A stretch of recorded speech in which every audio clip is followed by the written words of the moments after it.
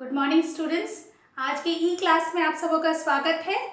हम ये class continue कर रहे हैं। इससे पहले हम लोगों ने जाना कि अटेंशन क्या है, उसके कैरेक्टरिस्टिक्स क्या है, और आज हम जानेंगे कि अवधान के शैक्षिक महत्व क्या है, यानी कि एजुकेशनल इम्पोर्टेंस ऑफ अटेंशन। ये कंटिन्यू पार्ट है हमारा।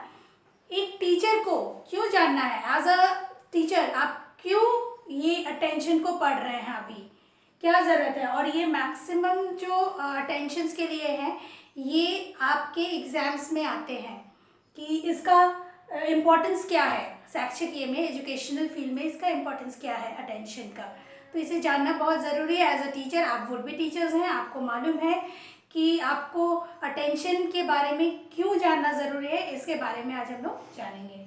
सबसे पहला पॉइंट है एनवायरनमेंट, यानी कि वातावरण।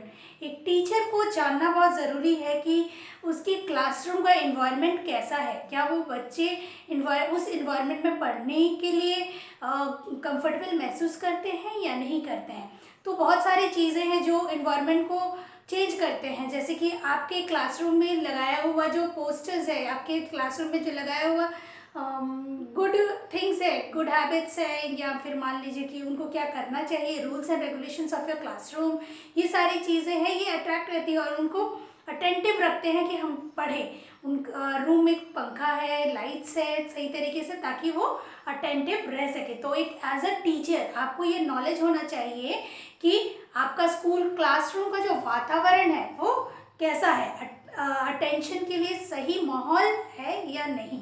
सेकेंड है आपका चेंज ऑफ सब्जेक्ट, यानी कि विषय परिवर्तन। बच्चे बहुत देर तक पढ़ते बोर हो जाते हैं, तो उनको सब्जेक्ट चेंज करने के लिए आपको टाइम टेबल जब सेट करते हैं तो आपके माइंड में ये याद रहना चाहिए कि बच्चे बोर ना हो जाए या फिर अटेंटिव ना रहे, ऐसा पीरियड्स हम लोग कब और कैसे दें। तो इसकी जानकारी एक टीचर को होनी चाहिए कि चेंज ऑफ सब्जेक्ट की कब कौन सा सब्जेक्ट को फ्लेक्सिबल टाइम टेबल होना चाहिए, ताकि बच्चे उसमें एडजस्ट कर पाए और अटेंटिव रहे। नेक्स्ट है एबल टीचर, योग्य अध्यापक। एक टीचर को अटेंशन जानना बहुत ज़रूरी है ताकि वो योग्य टीचर बने, क्योंकि उनको पता होना चाहिए कि मेंटल एबिलिटी बच्चों की क्या है, कौन से एज के हैं बच्चे, और कितना अटेंटिव वो रहते हैं, या किस तरीके से वो और ज़्यादा इफ़ेक्टिव स्टडीज़ को बनाए ताकि उनका टॉपिक बच्चे समझ पाए और वो एक इफ़ेक्टिव एबल टीचर बने रहे। नेक्स्ट है टीचिंग मेथड, अध्यापन विधि। एक योग्य टीचर को हमेशा टीचिंग जो मेथड है उसको हमेशा हमें जॉयफुल लर्निंग के हिसाब से रखना चाहिए, ताकि वो सही सब्जेक्ट में सही मेथड यूज़ कर सके पढ़ाने के लिए बच्चों को। और अगर वो पढ़ा रहे हैं, देख रहे हैं कि बच्चे अटेंटिव नहीं है, ही और शी कैन उसको स्विच कर सकते हैं, अपने टीचिंग मेथड को स्विच कर सकते हैं कि इस मेथड से नहीं, मैं इस मेथड से पढ़ाऊँगा या पढ़ाऊँगी, तो बच्चे ज़्यादा समझेंगे और अटेंटिव रहेंगे। नेक्स्ट है हमारा सिंपैथेटिक बिहेवियर, सहानुभूतिपूर्ण व्यवहार।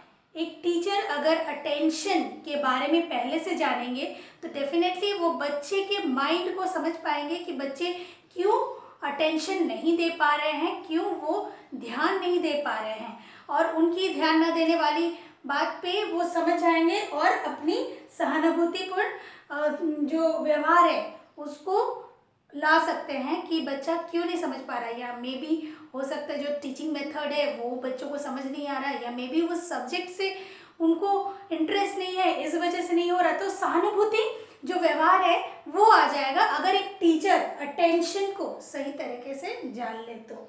नेक्स्ट है सिग्निफिकेंस ऑफ द सब्जेक्ट, यानी कि विषय की सार्थकता।